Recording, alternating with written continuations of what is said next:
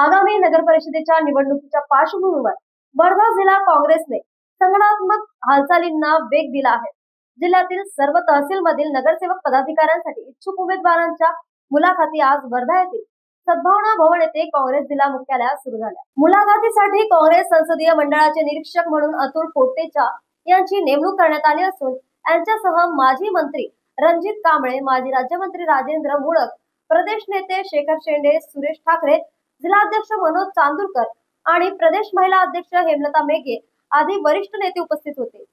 जिल्ह्यातील सर्वच नगर परिषदा पंचायत क्षेत्रातून उमेदवार मोठ्या संख्येने मुलाखतीसाठी दाखल झाले होते।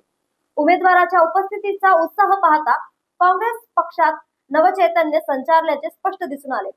आगामी निवडणुकीत पक्ष पुन्हा एकदा आपले हरवलेले वैभव मिळवण्यासाठी सज्ज होत असल्याने संकेत प्रतिक्रियेतून दिसत आहे। स्थानिक पातळीवरील कार्यकर्त्यांची चाचपणी करून समक्ष उमेदवारांना संधी देण्याची काँग्रेसची तयारी असून सामाजिक समतोल, कार्यकर्त्यांची निष्ठा आणि सामाजिक जनाधार यांना प्राधान्य दिले जात आहे। राजकीय जाणकारांच्या मते काँग्रेसने वेळेवर उमेदवार निश्चित करण्याची प्रक्रिया हाती घेतल्याने येणाऱ्या निवडणुकीत पक्ष अधिक बळकटपणे मैदानात उतरणार आहे। न्यूज एक्सप्रेस करता वर्धावरून संतोष देशमुख यांच्यावर।